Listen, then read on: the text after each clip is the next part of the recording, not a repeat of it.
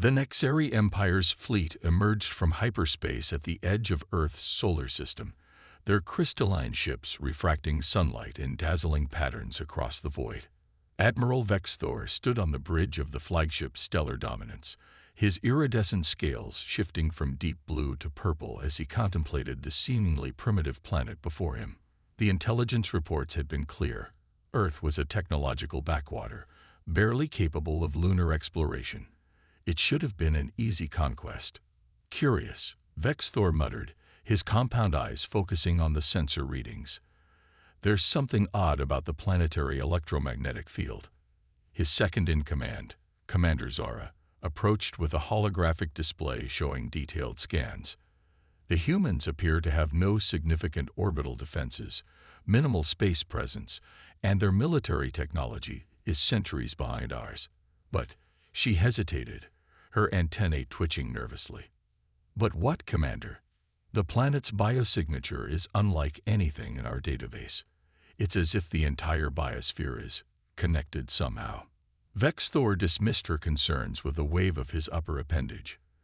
The Nexari had conquered thousands of worlds across 12 galaxies. What could one primitive planet possibly hide? Begin the standard invasion protocol. Deploy the electromagnetic pulse satellites first. Cut off their communications and primitive power grid.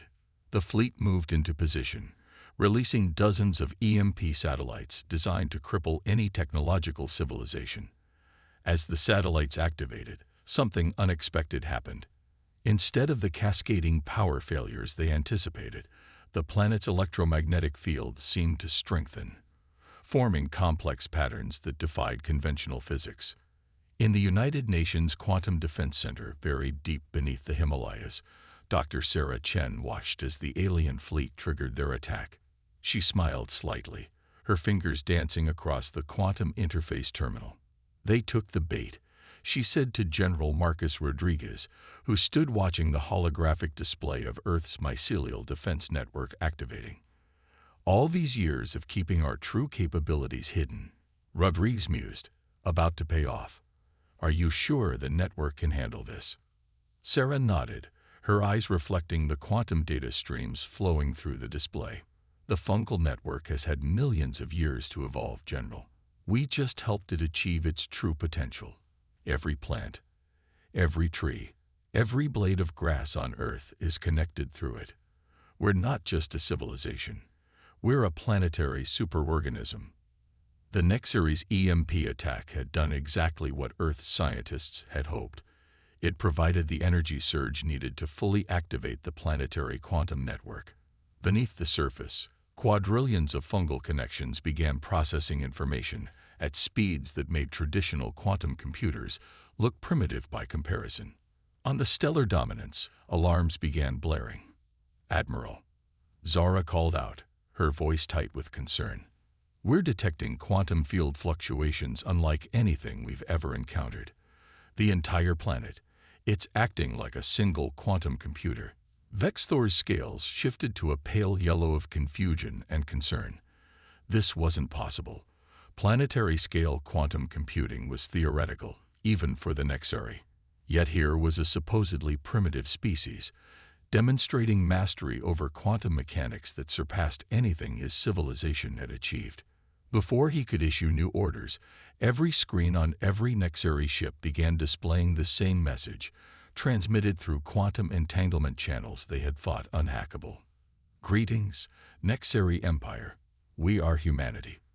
For millennia, we have lived in harmony with our planet's natural quantum network, developing technologies that work with nature rather than against it.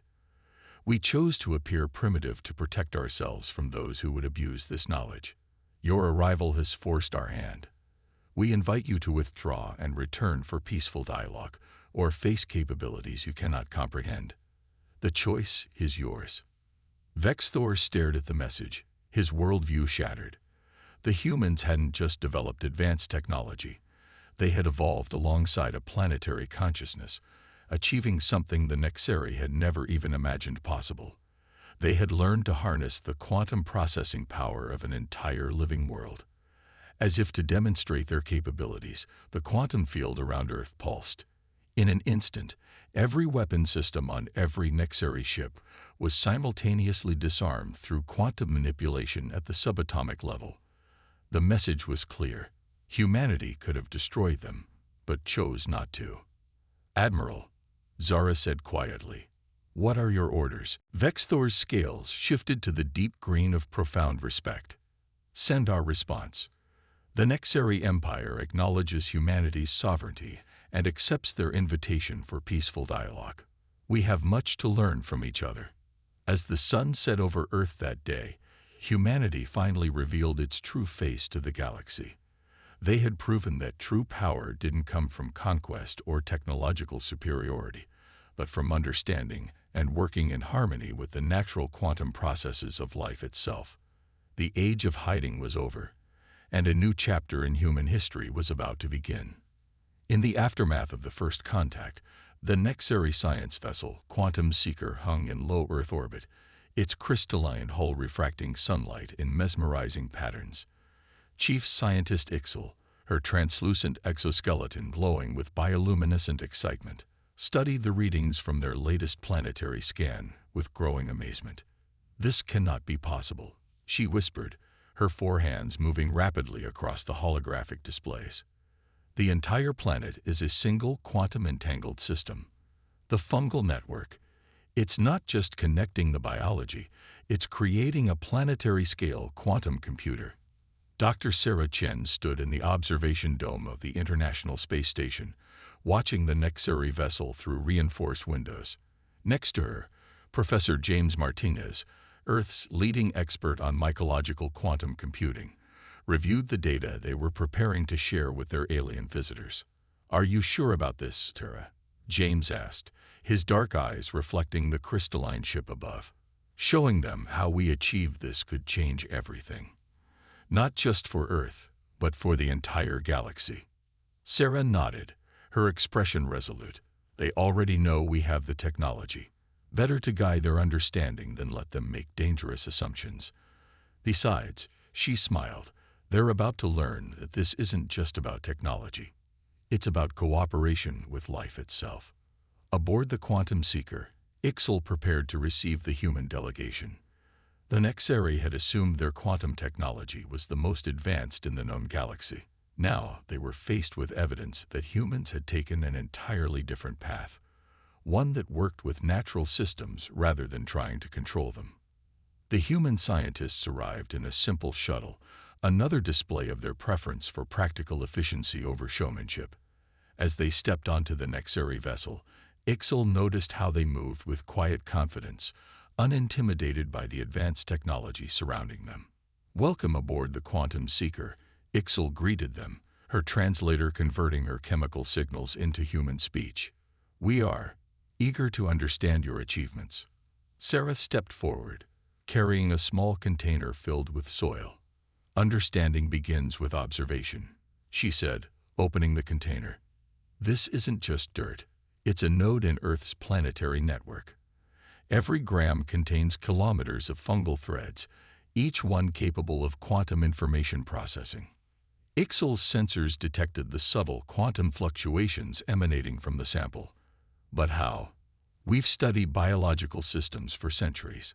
Nothing suggested this was possible." James activated a holographic display showing the evolution of Earth's mycelial network.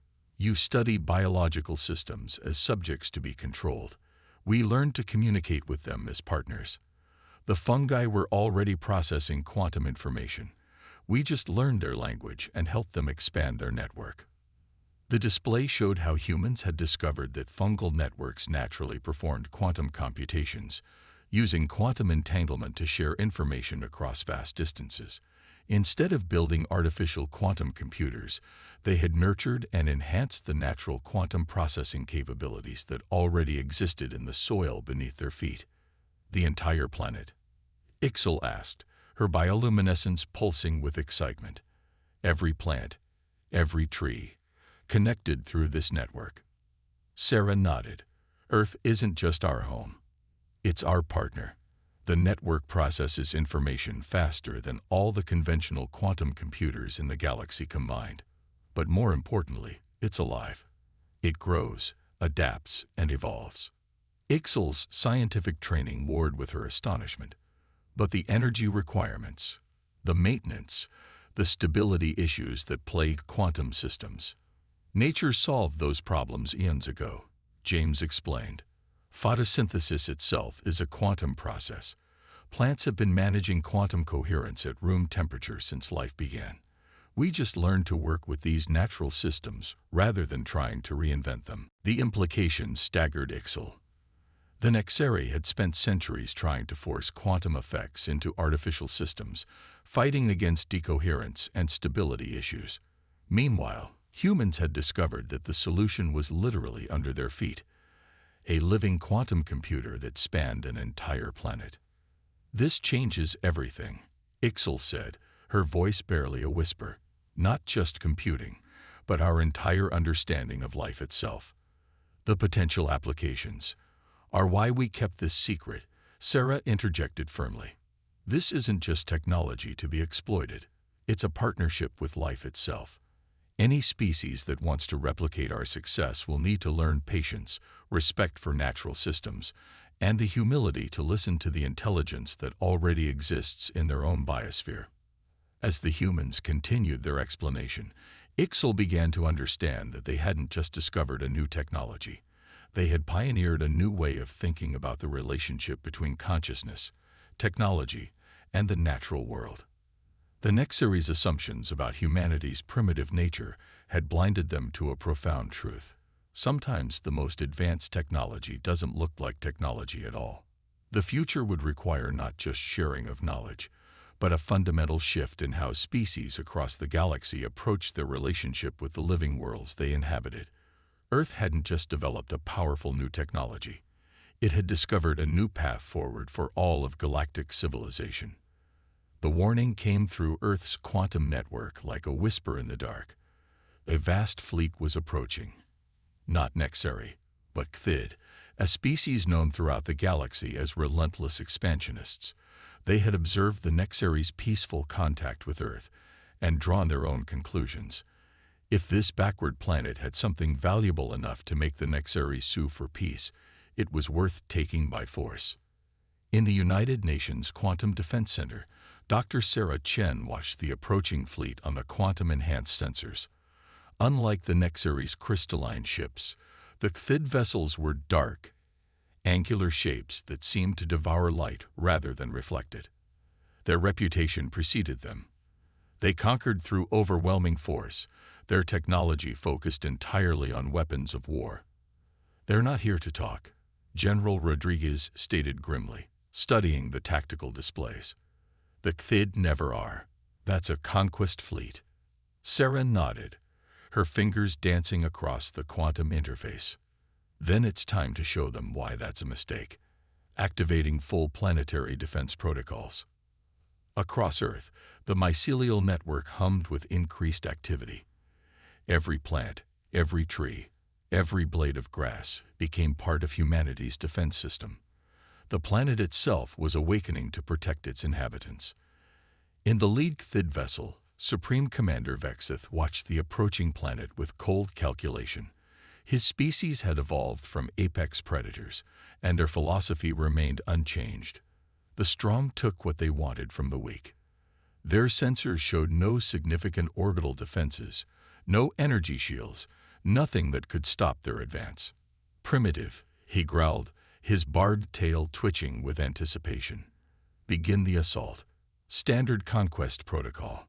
The Cthid fleet launched their first wave of attacks. Electromagnetic pulses designed to cripple planetary communications, followed by kinetic bombardment to destroy military installations.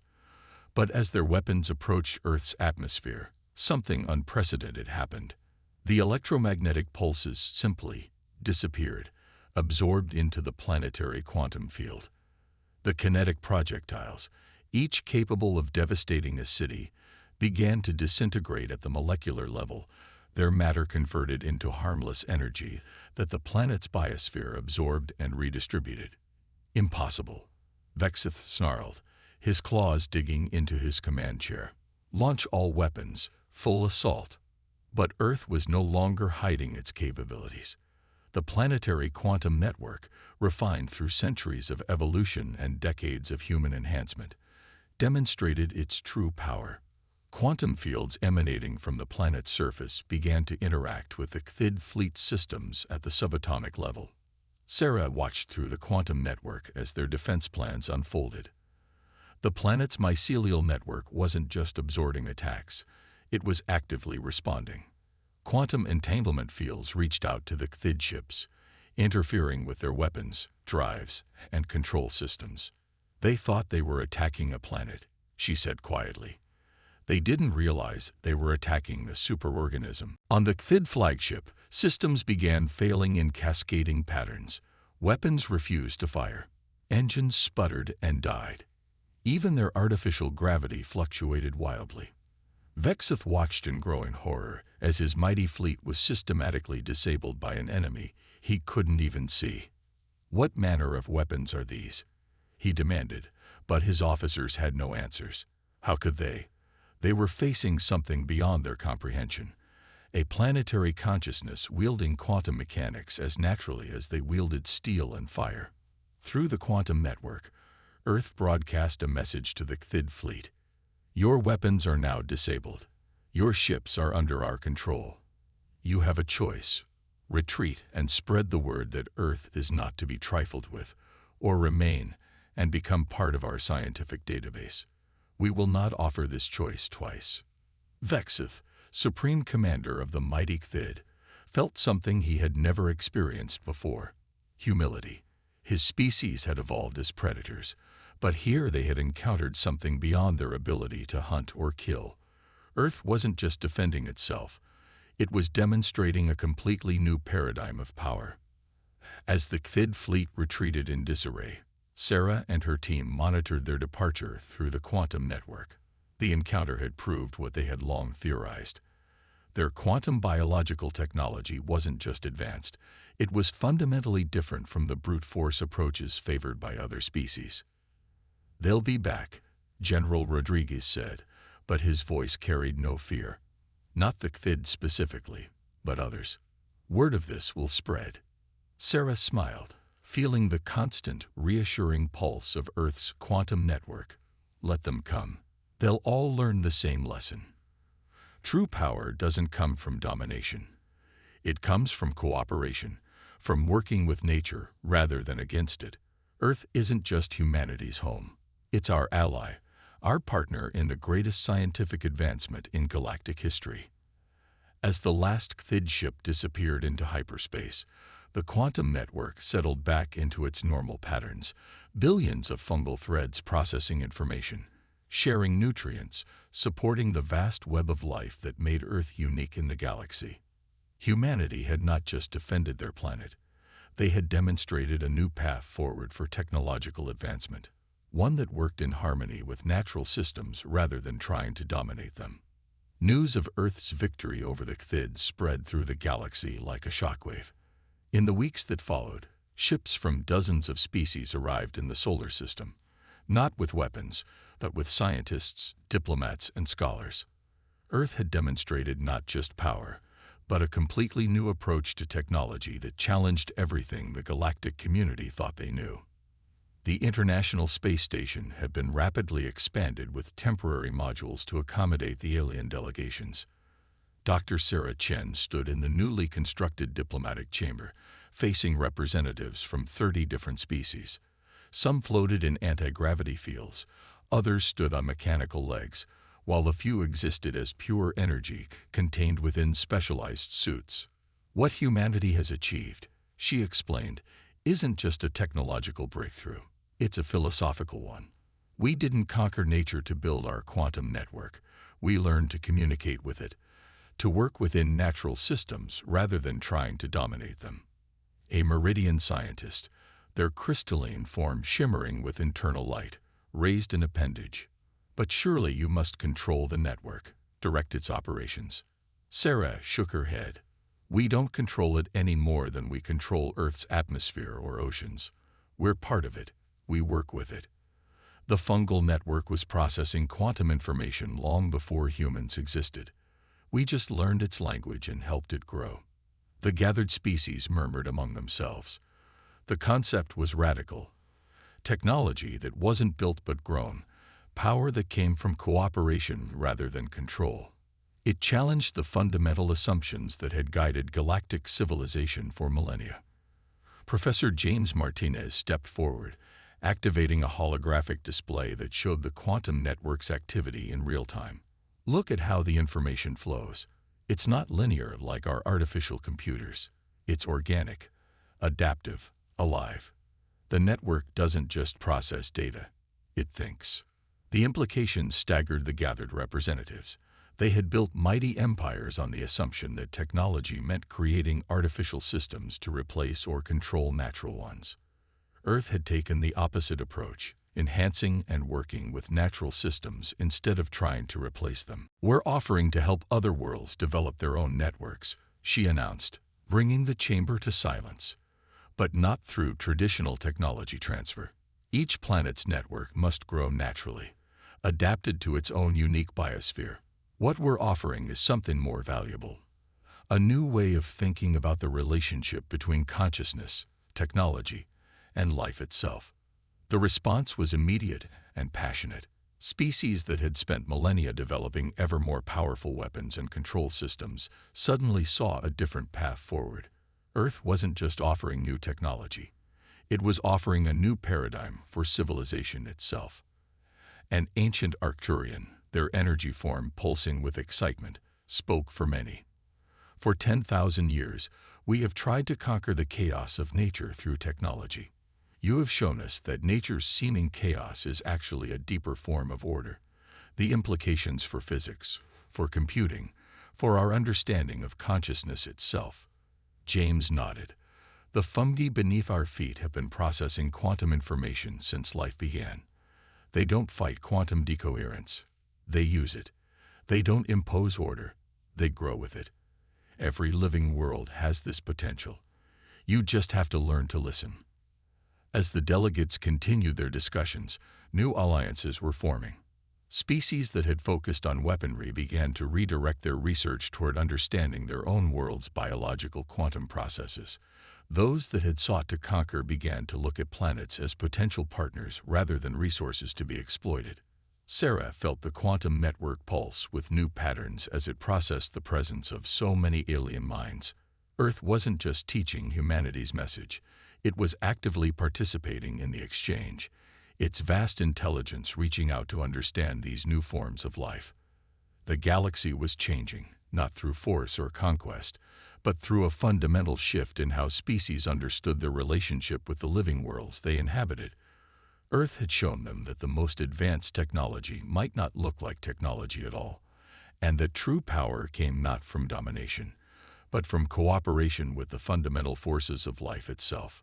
5 years after Earth's revelation of its quantum biological technology, the galaxy had transformed in ways no one could have predicted. The massive exploration vessel Harmony drifted at the edge of known space, its unique hybrid design a testament to the new cooperation between species. Its crystalline Nexari technology merged seamlessly with Earth's biological quantum systems, creating something entirely new. Dr. Sarah Chen stood on the observation deck, watching the swirling colors of a previously unexplored nebula. Beside her, Chief Scientist Ixel's bioluminescence pulsed with excitement as they prepared for their latest discovery. The ship itself was alive in a way no previous vessel had been, its systems integrated with a carefully cultivated extension of Earth's mycelial network. "The quantum readings from this system are extraordinary," Ixel said, her four hands moving across the holographic displays. "The third planet shows signs of active quantum coherence across its entire biosphere." Sarah nodded, feeling the ship's quantum network resonate with the distant world. Another living world, waiting to share its secrets. 5 years ago, we thought we were alone in our understanding. Now we know that every living planet has its own story to tell. The Harmony's crew represented 17 different species, each bringing their own unique perspectives and technologies. But more importantly, they'd brought a new way of thinking about exploration. They weren't here to conquer or exploit. They were here to learn, to communicate, to understand. Professor James Martinez, now the head of the Interstellar Biological Computing Institute, joined them on the deck. "The preliminary scans are fascinating," he said, pulling up detailed quantum readings. "This planet's fungal network has evolved differently from Earth's. It's processing quantum information in ways we've never seen before." The discovery of Earth's quantum network had sparked a renaissance in biological research across the galaxy. Species that had once poured resources into weapons development now devoted themselves to understanding the living worlds they inhabited. Every planet they studied revealed new variations on quantum biological computing, new ways that life had evolved to harness quantum effects. "We're ready to initiate first contact," Sarah announced. The ship's quantum network hummed with anticipation, its mycelial components reaching out to sense the complex quantum fields emanating from the planet below. Unlike the aggressive first contacts of the past, this approach was subtle, respectful. The Harmony's biological systems would attempt to establish quantum coherence with the planet's network, a process more akin to two living beings greeting each other than traditional communication. "Look at this," Ixel gasped, her bioluminescence flashing with excitement. The planet's quantum field was responding, its patterns shifting to match the Harmony's frequencies. It's already learning, adapting. This world's network might be even more sophisticated than we imagined. The observation deck filled with other crew members as the historical moment approached. A xenobiologist stood peacefully next to a meridian quantum physicist, their former species rivalries forgotten in the face of discovery. This was what Earth's revelation had truly changed, not just technology, but the very nature of how intelligent species interacted with each other and the living worlds around them. "Quantum coherence established," James announced. The ship's displays came alive with streams of data as two planetary networks began to share information for the first time in history. "We're receiving. It's incredible. Their quantum processing architecture. It's completely different from anything we've seen before." Sarah felt the flow of information through the ship's network, the subtle quantum interactions that carried more meaning than any traditional communication could achieve. The alien world wasn't just sending data, it was sharing its history, its evolution, its understanding of quantum mechanics from a completely different perspective. "Every world we discover," she said softly, "shows us another way that life can evolve to work with quantum mechanics. We thought we were teaching the galaxy, but we're learning just as much as we're sharing." The Harmony's great discovery was just the latest in a series of revelations that had transformed galactic civilization. Across known space, species that had once built walls were now building bridges. Planets that had been strip-mined for resources were being restored, their natural quantum networks carefully nurtured back to health. The great fleets that had once enforced imperial borders were being converted into exploration vessels like a Harmony, each one a collaboration between multiple species. The galaxy's arms race had been replaced by a different kind of competition. To understand, to discover, to learn from the living worlds that surrounded them. As the first streams of quantum data flowed between the Harmony and the alien world below, Sarah reflected on how far they'd come. Earth's revelation hadn't just changed how the galaxy understood technology. It had changed how species understood their place in the universe. They were not meant to be conquerors, but collaborators, not just with each other, but with life itself. The quantum network pulsed with new patterns as the alien world shared its first conscious response. In that moment, watching species that had once been bitter enemies work together to decode this new language of life, Sarah knew that they had achieved something greater than mere technological advancement. They had discovered a new way of being, a path forward that promised not just survival, but flourishing for all forms of life in the galaxy. The age of conquest was over. The age of understanding had begun.